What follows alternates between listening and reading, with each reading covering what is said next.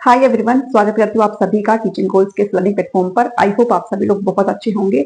After long मैं फिर से अपनी क्लासेस को रिज्यूम कर रही हूँ क्योंकि कुछ ऐसी चीजें हैं जो आपको एग्जाम से पहले करनी बहुत जरूरी है और अभी हमारे पास बहुत अच्छा टाइम भी है। तो जो चीजें मैंने बीच में छोड़ दी थी उनको हम फिर से रिज्यूम कर रहे हैं और आज आपके लिए जो क्लास लेकर के आई हूँ वो इंग्लिश पेडागोजी की क्लास रहेगी, जो कि आपकी इससे पहले मैं 2-3 क्लासेस आई थिंक ऑलरेडी ले चुकी हूँ। और आज मैं यहाँ पर शुरू करने वाली हूँ methods of teaching English language, because एक क्वेश्चन आपसे यहाँ से पूछ सकते हैं वो लोग, ठीक है। तो ज्यादा तो नहीं पूछते हैं क्वेश्चन, बट कहीं से भी पूछ सकते हैं, सो हमें सारी ही चीजों को कवर अप करना है। और मैं जिस तरीके से मेथड्स आपको कराऊंगी इससे बाहर आपको कुछ भी नहीं मिलेगा, ठीक है। तो A to Z बहुत सारी रिसर्च करके इन चीजों को यहाँ पर क्रिएट किया गया और सारे फैक्ट्स आपके सामने रखे गए हैं।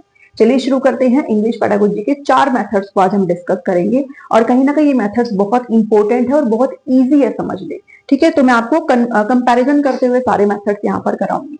ओके, चलिए जब भी हम मेथड्स की बात करते हैं तो किन किन विधियों से आप अंग्रेजी भाषा को यहाँ पर पढ़ सकते हो, तो उसकी बात हो रही है। तो हम यहाँ पर डिस्कशन करेंगे। एक है ग्रामर ट्रांसलेशन मेथड, सबसे पहला GTM जिसको बोलते हैं। Second one is direct method जिसको प्रत्यक्ष विधि कहा जाता है। Third one is doctor west new method and fourth one is bilingual method. तो इंग्लिश पेडागोजी जी के जो क्वेश्चन आएंगे वो आपको हिंदी में नहीं लिखे रहेंगे, तो मैं यहाँ पर आपको कन्वर्जन करके समझाने की कोशिश तो करूंगी, बट जो वर्ड्स यहाँ पर लिखे गए हैं आपको एज इट इज ही पढ़ने हैं। आप जो हिंदी मीडियम वाले हैं स्पेशली उनकी बात कर रही हूँ, तो आप कन्वर्जन को सीरियसली इतना मत लीजिएगा, बिकॉज वहां पे आपको इसी तरीके से लिखा हुआ मिलेगा, कोई हिंदी भाषा का इस्तेमाल नहीं किया जाएगा, ठीक है। फर्स्ट हम शुरू करते हैं grammar translation method. Grammar translation method को ऐसे GTM करके भी आपको लिखा हुआ मिल जाएगा, ठीक है, GTM मेथड।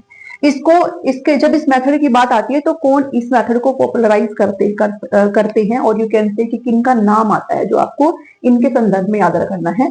कार्ल प्लोट्स का नाम आप ध्यान में रख लीजिएगा अगर आपसे ग्रामर ट्रांसलेशन विधि के बारे में पूछ ले भाई कौन इसको पॉपुलराइज करते हैं, तो कार्ल प्लोट्स का नाम यहाँ पर याद रखेंगे। ये जो मेथड है वो ओल्डेस्ट मेथड है, सबसे पुराना मेथड है, सबसे पुरानी विधि है।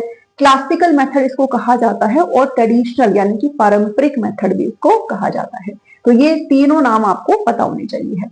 उसके बाद इसमें हम क्या करते हैं, जो इस मेथड की खास बात है वो ये है कि इसमें हम जो इंग्लिश पढ़ा रहे होते हैं, जो टारगेट लैंग्वेज हम पढ़ाएंगे वो हम किसके थ्रू पढ़ा रहे होते हैं, कन्वर्जन ट्रांसलेशन के थ्रू पढ़ा रहे होते हैं। तो अगर आपसे पूछा जाए कि हम कन्वर्जन किस मेथड के अंदर करते हैं, कन्वर्जन भी किसमें किया जाएगा, जो कन्वर्जन है वो किया जाएगा किसमें, मदर टंग में, ठीक है, जिसको हम मातृभाषा कहते हैं, मदर टंग, और you can say native language, क्षेत्रीय भाषा जिसको कहते हैं, नेटिव लैंग्वेज। आपको पता होना चाहिए कि मदर टंग क्या होता है, नेटिव लैंग्वेज क्या होता है। मदर टंग वो होता है जो आपकी पहली भाषा होती है, फर्स्ट लैंग्वेज, जो आप अपने घर परिवार में बोल रहे हो, और जो टारगेट लैंग्वेज होती है वो इंग्लिश भाषा होती है जिसको हम सेकेंड लैंग्वेज भी कहते हैं। तो इसमें इंग्लिश को पढ़ाते वक्त हम क्या करते हैं, हम वर्ड्स को, फ्रेजेस को, सेंटेंस को हम कन्वर्जन करते हुए पढ़ाते हैं, तो इससे इजी हो जाता है बच्चे को समझना। हालांकि ये चीज ठीक भी है, बट इससे कुछ मेरिट्स और डीमेरिट्स भी है जिनको हम आगे डिस्कस करेंगे। तो ध्यान रखना इस मेथड की खास बात क्या है कि इसमें हम ट्रांसलेशन करते हैं, कन्वर्जन करते हैं, बच्चों की सहूलियत के अनुसार जो चीजें उनको नहीं समझ में आ रही है इंग्लिश टू इंग्लिश, तो उनको हम कन्वर्ट करते हुए बताते हैं कि भाई आपके लैंग्वेज में इसको ये बोलते हैं। तो इसमें कन्वर्जन होता है, किसमें कन्वर्जन होता है, मदर टंग में, और you can say regional language, ठीक है, ध्यान देना, जिसको नेटिव लैंग्वेज भी कहते हैं। ओके, ध्यान दीजिएगा। अब इसमें जो है जो मदर टंग होती है उसका डोमिनेट है, भाई डोमिनेट करती है ये जो मदर टंग है, ठीक है, इसका जो है वो चलिए डोमिनेट करती है मदर टंग। यहाँ पर ज्यादा फोकस किस पर किया गया है, मदर टंग पर, लेस फोकस किया गया है किस पर, इंग्लिश के यूज पर लेस फोकस किया गया है। मतलब पढ़ा तो हम रहे हैं लेकिन हम कन्वर्जन करते हुए पढ़ाएंगे। तो प्रभुत्व की अगर बात करी जाए, डोमिनेशन की बात करी जाए, तो वो मदर टंग का है। इसमें अगर हम GTM को पढ़ा रहे हैं तो जो स्मॉलेस्ट यूनिट है to teach grammar translation method, वो छोटी इकाई जिससे आप इस मेथड को यहाँ पर पढ़ा रहे होते हो, तो वो क्या है, वर्ड। क्योंकि आपको पता है हम कन्वर्जन करके पढ़ा रहे हैं, तो हम शब्द टू शब्द का एक मतलब वर्ड टू वर्ड का हम कन्वर्जन करके बताएंगे। तो ये शब्द आपको नहीं आ रहा है, इसका मतलब ये होता है, ठीक है। तो जो स्मॉलेस्ट यूनिट है to teach grammar translation method, उसको क्या कहा जाता है, शब्द, वर्ड कहा जाएगा। बहुत इंपॉर्टेंट है ये, जब कुछ भी मैंने लिखा है ना भाई इसको प्लीज मत भूलना। इसके बाद ग्रामर जो होती है वो इसमें किस तरीके से पढ़ाई जाती है, ग्रामर जो व्याकरण है उसको डिडक्टिवली पढ़ाया जाता है। एक होता है इंडक्टिव मेथड, एक होता है डिडक्टिव मेथड। डिडक्टिव मेथड कौन सा होता है, वो होता है जिसमें हम रूल टू एग्जाम्पल चलते हैं, अगर आपको याद आ रहा हो rule to example. Inductive method वो होता है जिसमें हम एग्जाम्पल टू रूल चल रहे होते हैं, और डिडक्टिव मेथड कौन सा होता है जिसमें हम रूल टू एग्जाम्पल चल रहे होते हैं, मतलब आगमनात्मक, ठीक है, सॉरी निगमनात्मक तरीके से। डिडक्टिव का मतलब होता है निगमनात्मक तरीके से, मतलब पहले रूल आपको बता दिए जाते हैं फिर एग्जाम्पल आपको बताया जाता है, ठीक है। तो इसमें ग्रामर किस तरीके से पढ़ाई जाती है, डिडक्टिवली पढ़ाई जाती है। ओके, चलिए डीमेरिट और डीमेरिट देख लीजिए। बाकी जो चीज थी मैंने आपको बता दी है। किसने दिया था, ओल्डेस्ट मेथड। इसको, इसके नाम क्या है, इसमें हम क्या करते हैं, कन्वर्जन करते हैं। स्मॉलेस्ट यूनिट क्या है, वर्ड होती है, क्योंकि छोटे छोटे शब्दों की हम तोड़ तोड़ के बच्चों को पढ़ा रहे होते हैं। मेरिट्स की बात करें कि भाई इसकी खासियत क्या है, तो अब हम कन्वर्जन करते हुए पढ़ा रहे हैं, तो प्राइमरी क्लासेस के लिए ये जो मेथड है वो अच्छा मेथड है, क्योंकि छोटे बच्चे होते हैं प्राइमरी क्लासेस में और उनको आपको कन्वर्जन करके ही पढ़ाना होगा। आप डायरेक्ट इंग्लिश टू इंग्लिश उनसे वार्तालाप नहीं कर सकते हो। ओवर क्राउडेड अगर क्लासरूम है, बहुत सारा भीड़ भारी कक्षा है, भीड़ वाली कक्षा है, तो उसमें भी आप इस मेथड का इस्तेमाल कर सकते हो। इसमें स्टूडेंट जो होता है वो कंफर्टेबल फील करता है। ऑब्वियसली बात, अगर हम अपनी बात करते हैं, जब भी हम इंग्लिश, बहुत सारे बच्चे हम में से ऐसे होते हैं जो इंग्लिश से दूर भागने की कोशिश करते हैं, जिन्होंने अपना इंटरेस्ट बनाने इंग्लिश में, वो फिर भी कहीं ना कहीं कंफर्टेबल रहता है। लेकिन जब बात आ जाती है कि हमें शब्दों का ट्रांसलेशन करके दिया जा रहा है, तो हम ऑब्वियसली बात है उसमें कंफर्टेबल फील करते हैं। तो स्टूडेंट्स इसमें या क्या फील करते हैं, इस मेथड में कंफर्टेबल फील करते हैं, ठीक है। इस मेथड में डीमेरिट की क्या बात कर रहे हैं हम यहाँ पर, तो आपको पता है भाई कन्वर्जन कर रहे हैं हम। आपके सामने टेक्स्ट लिखा होगा, उसी का ही तो कन्वर्जन करेंगे भाई। जो लिखा हुआ उसको पढ़ करके ही तो हम कन्वर्जन यहाँ पर कर रहे होते हैं। तो ये जो मेथड है ना, वो सिर्फ और सिर्फ किस पर फोकस करता है, ये जो मेथड है वो रीडिंग और राइटिंग पर फोकस करता है ओनली, ठीक है। अगर आपसे कोई पूछा जाए किस पर फोकस करता है, सिर्फ पढ़ने पर और लिखने पर फोकस करता है। जो टेक्स्ट आपके सामने रिटर्न फॉर्म में है, किसी भी फॉर्म में आपके सामने लिखा गया है, उसको पढ़ते वक्त आपको कन्वर्जन कराया जाता है। तो इसमें जो हम फोकस करते हैं वो किस पर करते हैं, ओनली इस मेथड में रीडिंग और राइटिंग के ऊपर फोकस करते हैं, जबकि लिसनिंग और स्पीकिंग के ऊपर हम इतना ज्यादा फोकस नहीं करते हैं। इस मेथड के अंदर जो लिसनिंग और स्पीकिंग है इसको इग्नोर किया गया है, ठीक है। तो जो LSRW क्रम है हमारा, जब हम स्किल्स के ऊपर जाएंगे, जो हमारा LSRW क्रम है, तो इसमें ROW पर तो ये फोकस करता है, लेकिन लिसनिंग और स्पीकिंग पर फोकस नहीं करता है, ठीक है। क्योंकि आप इससे क्या होगा भाई, लिसनिंग मतलब सुनना, स्पीकिंग मतलब बोलना, तो जो आपका ओरल पार्ट है वो कहीं ना कहीं इस मेथड से बिगड़ जाता है, ठीक है। आपका जो लिखना और जो पढ़ने वाला पार्ट है वो तो अच्छा हो जाएगा, लेकिन ये लिसनिंग और स्पीकिंग वाला पार्ट पे भी तो हमें फोकस करना है, अगर हमें स्किल्स को यहाँ पर पूरी तरीके से एक्वायर करना है। तो इस पार्ट को भाई कहां पर प्रोफिशिएंसी की बात करी जाए, प्रोनाउंसिएशन नहीं बच्चे को पता रहेगी इस केस में, लिसनिंग स्पीकिंग नहीं है मतलब प्रोनाउंसिएशन नहीं पता रहेगी, स्ट्रेस के बारे में नहीं पता रहेगा, इंटोनेशन कहां पर उतार चढ़ाव करना है बोलते वक्त उसके बारे में बच्चे को नहीं पता रहेगा। तो लिसनिंग स्पीकिंग पर फोकस नहीं किया जाता है। इसके अलावा अगर हम कन्वर्जन कर रहे हैं तो बच्चे के सामने हमने पहले ही रख दिया कि बच्चों इस लाइन का मतलब ये होता है, तो इसका दिमाग तो बच्चे लगाएंगे ही नहीं। अपनी खुद की जो स्मरण शक्ति है, स्मरण शक्ति नहीं, वो तो रिमेम्बरिंग पावर हो जाती है, थिंकिंग पावर, सोचने समझने की शक्ति बच्चे के अंदर रहेगी नहीं, क्योंकि उसको हमने पहले ही कन्वर्ट करके दे दिया, सारी चीजें पहले ही हमने उसको डिडक्टिव तरीके से पढ़ा दिया है। तो थिंकिंग पावर बच्चा यहाँ पर इस्तेमाल नहीं करेगा।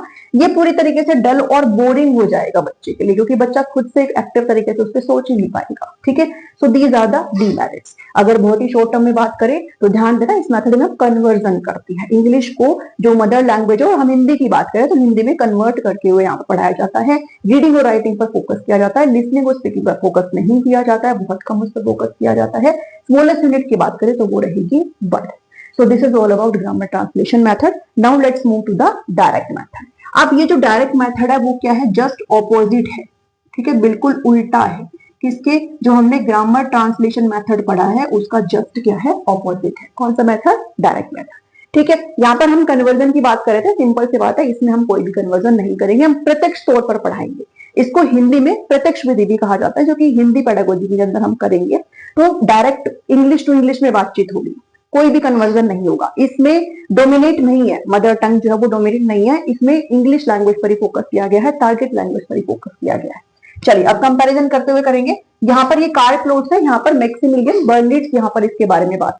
अदर नेम की अगर बात करूं इस मेथड की, तो इसको फोनेटिक एंटी ग्रामेटिकल मेथड कहा जाता है, ओरल अप्रोच, ओरल मेथड इसको कहा जाता है, और नेचुरल मेथड और रिफॉर्म मेथड भी इसको यहाँ पर कह दिया जाता है। ठीक है, तो ये कुछ नाम है जो कि आप डायरेक्ट मेथड के यहाँ पर याद कर लेना। इसमें कोई भी कन्वर्जन नहीं होगा, यानी कि मदर टंग कह लो या फिर जो नेटिव लैंग्वेज है उसके अंदर कोई भी कन्वर्जन नहीं होगा, कन्वर्जेशन नहीं, कोई भी कन्वर्जन नहीं होगा। इंग्लिश टू इंग्लिश बातचीत करी जाएगी। ठीक है, डायरेक्ट हमें इंग्लिश लैंग्वेज को डायरेक्ट पढ़ाया जाएगा, तो मदर टंग का इसमें कोई भी इस्तेमाल नहीं होगा। Smallest unit to teach direct method की अगर सबसे छोटी इकाई की बात करो तो इसमें हम सेंटेंस, मतलब भाई इंग्लिश टू इंग्लिश बात हो रही है तो सबसे पहले हम सेंटेंस को ही देखते हैं, यहाँ पर डील करते हैं। तो सबसे छोटी इकाई अगर डायरेक्ट मेथड को टीच करने की है तो वो क्या रहेगी, सेंटेंस। यहाँ पर क्या थी, वर्ड।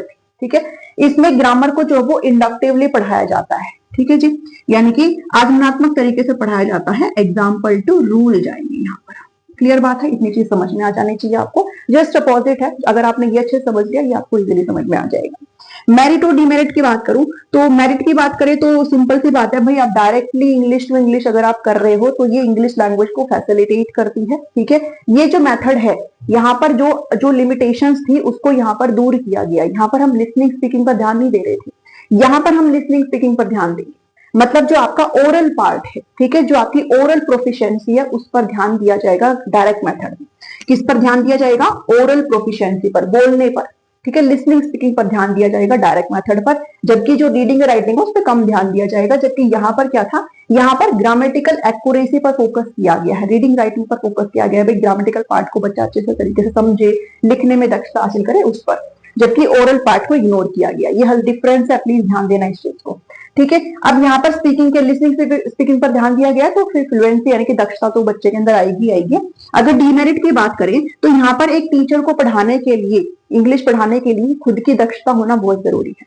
जो इंग्लिश टीचर पढ़ा रहा है वो खुद में प्रोफिशिएंट होना बहुत जरूरी है। ठीक है, उसकी इंग्लिश के अंदर अच्छी कमांड होनी चाहिए यहाँ पर। ओके, यहाँ पर अगर वो पढ़ाएगा तो यहाँ पर कोई भी कन्वर्जन नहीं है मदर टंग का, तो बच्चा जो है वो अच्छी कमांड हासिल करेगा इंग्लिश के ऊपर, सिर्फ कन्वर्जन के ऊपर नहीं जाएगा, अच्छी कमांड खुद से हासिल करेगा। यहाँ पर ये टाइम टेकिंग है भाई, सिंपल सी बात है, आप इंग्लिश टू इंग्लिश जब बातचीत कर रहे हो तो उसमें टाइम कंज्यूमिंग तो होता है, बच्चों को जल्दी से चीजें समझ में नहीं आएगी।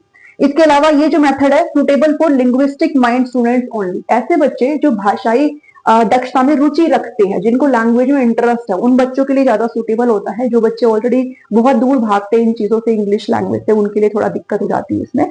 ठीक है, रीडिंग और राइटिंग पर बहुत कम फोकस करता है, ऐसा नहीं कि बिल्कुल फोकस नहीं करता है, बहुत कम फोकस करता है रीडिंग और राइटिंग पर। ये मेथड डायरेक्ट मेथड, तो आई थिंक आपको इतना समझ में आया होगा। ये अच्छे समझ में आएगा तो इसको समझने में ज्यादा टाइम नहीं लगेगा। नेक्स्ट बात करते हैं डॉक्टर वेस्ट न्यू मेथड, नाम से ही आपको क्लियर हो जाना चाहिए। यहाँ पर डॉक्टर माइकल वेस्ट ने इस मेथड को यहाँ पर दिया था, ये जो इंग्लिश लैंग्वेज को पढ़ाने का मेथड है। ये जो मेथड है, जो डायरेक्ट मेथड की जो लिमिटेशंस थी, भाई कुछ कमियां इनकी इस मेथड की भी तो रही होंगी ना, इसको दूर करने का काम डॉक्टर वेस्ट मेथड करता है। ठीक है, किस मेथड की लिमिटेशंस को ओवरकम करता है डॉक्टर वेस्ट मेथड, तो डायरेक्ट मेथड की लिमिटेशंस को ओवरकम करता है। ठीक है, ओके चलिए, इसमें क्या था लिमिटेशंस, भाई हम कन्वर्जन नहीं कर रहे थे, जिससे हो सकता है, क्योंकि जरूरी नहीं है कि बच्चों को आप डायरेक्ट टू डायरेक्ट पढ़ा रहे हो तो हर चीज समझ में आ जाएगी। कुछ ऐसे फ्रेजेस, कुछ ऐसे सेंटेंस, कुछ ऐसे आप कह सकते हो ईडियम्स, कुछ ऐसे पार्ट्स होते हैं सेंटेंस के जो बच्चे को नहीं समझ में आता है और बच्चा कंफ्यूजन में ही रहता है इस पर्टिकुलर मेथड में, क्योंकि वो तो डायरेक्ट टू डायरेक्ट चल रहा है, उसको कन्वर्जन वो कर ही नहीं रहा है। तो ये कह रहा है कि अगर बच्चे को किसी सिचुएशन में कन्वर्जन की जरूरत है तो आप कर सकते हो। ठीक है, आप करिए अगर बच्चे को जरूरत है तो। ओके, तो लिमिटेशंस को ओवरकम करता है। इस मेथड को टेक्स्ट बुक और रीडिंग मेथड कहा जाता है। तो ठीक है, टेक्स्ट बुक और रीडिंग मेथड कहा जाता है। ये मदर टंग को फेवर करता है, मतलब आप ठीक है मदर टंग का इस्तेमाल कर सकते हो इंग्लिश भाषा पढ़ाते वक्त, ये मेथड ऐसे कहता है। ठीक है, आप कर सकते हो। और ये रीडिंग मेथड पे भी किसको फोकस कर रहा होता है, रीडिंग में भी एक ओरल रीडिंग को, ठीक है, और एक साइलेंट रीडिंग को। ये जो मेथड है वो पूरी तरीके से रीडिंग को फोकस करता है, लिसनिंग स्पीकिंग राइटिंग पर फोकस नहीं करता है, सिर्फ और सिर्फ रीडिंग पर। यानी कि जो बच्चे का रीडिंग कॉम्प्रिहेंशन है वो अच्छे से हो जाएगा, यहाँ पर बच्चे को पढ़ना अच्छे से आ जाएगा इस मेथड के थ्रू। ठीक है, तो और रीडिंग में कौन सी, ओरल और साइलेंट रीडिंग। ओरल मतलब जो हम बोल बोल के पढ़ रहे होते हैं, और साइलेंट मतलब जो हम मन मन में पढ़ रहे होते हैं। तो इस पर फोकस करता है ये वाला मेथड, इसलिए इसको टेक्स्ट बुक और रीडिंग मेथड भी कहा जाता है। मदर टंग को फेवर करता है, मदर टंग का इस्तेमाल आप इसमें कर सकते हो। इग्नोर करता है लिसनिंग, स्पीकिंग और राइटिंग। ठीक है, 3 एलिमेंट्स है जिसके थ्रू आप इस मेथड को यहाँ पर समझ सकते हो। 3 एलिमेंट्स है जो कि मैंने इधर यहाँ पर डिस्कस कर दिए हैं ऑलरेडी। तो 3 एलिमेंट्स कौन कौन से होंगे? रीडिंग, रीडिंग भी कौन सा रीडिंग को इंप्रूव करेगा? एक ऑरल रीडिंग और एक साइलेंट रीडिंग को इंप्रूव करेगा। उसके बाद नेटिव लैंग्वेज का यूज करना बताया गया है, भैया आप क्षेत्रीय भाषा का इस्तेमाल कर सकते हो, मदर टंग का इस्तेमाल कर सकते हो। Third one is reading with selective vocabulary.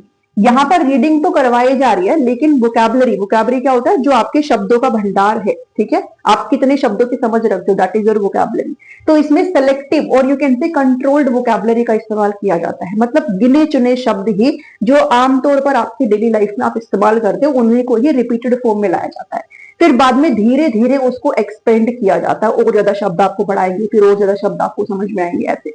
तो स्टार्टिंग में कंट्रोल्ड और सेलेक्टिव वोकैबुलरी को लिया जाता है, मतलब फ्रीक्वेंटली जो शब्द आप इस्तेमाल कर रहे हो उसको ही बार बार रिपीट में लाना। ठीक है, तो इन 3 जो पॉइंट्स एलिमेंट्स हैं इनसे आप इस मेथड को समझ सकते हो। नेक्स्ट है बाइलिंगुअल मेथड। बाइलिंगुअल मेथड को सीजे डॉटसन के द्वारा दिया गया है। ये जो मेथड है वो डायरेक्ट और जीटीएम दोनों मेथड का क्या है? कॉम्बिनेशन। ठीक है, क्या है? कॉम्बिनेशन है। डायरेक्ट मेथड में हम क्या कर रहे थे? टारगेट लैंग्वेज को ही सीधे तौर पर पढ़ा रहे थे, मतलब इंग्लिश लैंग्वेज को सेकंड लैंग्वेज और टारगेट लैंग्वेज भी कहते हैं। ठीक है, तो हम टारगेट लैंग्वेज का इस्तेमाल कर रहे थे, जबकि जो ग्रामर ट्रांसलेशन मेथड है इसमें हम किसका इस्तेमाल कर रहे थे? मदर टंग का इस्तेमाल कर रहे थे। ठीक है, तो इस मेथड में हम दोनों का इस्तेमाल करते हैं। इस मेथड को सैंडविच टेक्निक कहा जाता है। सैंडविच का मतलब क्या होता है? सैंडविच आप लोग खाते हो ना, एक ऊपर ऐसे ब्रेड होती है, नीचे फिर एक ब्रेड होती है ऐसे, और बीच में जो आपकी फिलिंग्स होती है वो होती है। तो ये जो ऊपर वाली ब्रेड है ये आपकी क्या है? डायरेक्ट लैंग्वेज है, नीचे वाली ब्रेड भी आपकी क्या है? डायरेक्ट लैंग्वेज है। ठीक है, और ये बीच में जो आपकी फीलिंग है वो क्या है? Mother tongue. ठीक है, यानी कि यहाँ पर बच्चे को भाषा पढ़ाते वक्त आप उसको 2 तरीके से करवाते हो। पहले आप टारगेट लैंग्वेज में, फिर आप उसका कन्वर्जन करते हो मदर टंग में, फिर बच्चा अच्छे से यहाँ पर चीजों को समझता है। ठीक है, तो इसमें भी मदर टंग का इस्तेमाल किया गया है, मतलब दोनों ही चीजों का आप इस्तेमाल करते हुए बच्चों को पढ़ा सकते हो। तो मैंने आपको इसी तरह बताया कि ये किसकी लिमिटेशन कवर करता है? डायरेक्ट मेथड, और ये दोनों को लेकर के चलता है, डायरेक्ट मेथड भी और जीटीएम मेथड। ओके, इसमें 3 फेज स्ट्रक्चर के थ्रू हम इसको समझते हैं। इस मेथड को 3 फेज का स्ट्रक्चर है। सबसे पहले प्रेजेंटेशन। ठीक है, प्रेजेंटेशन होता है प्रस्तुतिकरण। अब प्रेजेंटेशन कौन करेगा? टीचर करेगा। तो टीचर यहाँ पर पहले बच्चों को समझाता है। ठीक है, कन्वर्जन करते हुए उसमें मदर टंग में कन्वर्जन करते हुए बच्चे को पहले समझाएंगे चीजें, फिर बाद में बच्चे क्या करते हैं? उस चीज का अभ्यास करते हैं, प्रैक्टिस करते हैं। क्या करते हैं? अभ्यास करते हैं। And then production. प्रोडक्शन कौन करेंगे? भाई यहाँ पर बच्चे तो प्रोडक्शन करेंगे, बच्चे फिर टारगेट लैंग्वेज को फ्रीक्वेंटली और जो फ्रीली है वो बोलना यहाँ पर सीखते हैं। तो ये 3 फेज का स्ट्रक्चर है बाइलिंगुअल मेथड में, जो कि आपको पता होना चाहिए। सो आज हमने यहाँ पर 4 मेथड्स को डिस्कस किया है। आप चाहो तो इसका स्क्रीनशॉट ले सकते हो फटाफट से, और नेक्स्ट क्लास में मैं आपको नेक्स्ट 4 मेथड और लेकर के आऊंगी। ऐसे ही हमारे यहाँ पर कुछ 10+ मेथड्स है जिनको हम यहाँ पर डिस्कस करेंगे, फिर कुछ अप्रोचेस भी है जिनको हम डिस्कस करेंगे, हमारे 4 स्किल्स भी है। तो हम धीरे धीरे इस तरीके से चलेंगे, बिकॉज अभी नहीं पता आपका एग्जाम कब होगा। ठीक है, आप पूछे इससे पहले मैं ही बता देती हूँ, किसी को नहीं पता है। तो धीरे धीरे हम अपनी चीजों को ऐसे लेकर चलते रहेंगे। तो दैट्स ऑल टुडे, है ना। आपको आई थिंक समझ में आया होगा। कैसे लगी आपको क्लास आज की, मुझे जरूर कमेंट करके बताइएगा। ऐसी क्लास को देखने के लिए चैनल को फॉलो कर सकते हो, सब्सक्राइब कर सकते हो। वीडियो अगर अच्छी लगी है तो इसको लाइक, शेयर और कमेंट करके जरूर बताइएगा। मिलती हूँ नेक्स्ट वीडियो में। Thank you, thanks for watching me.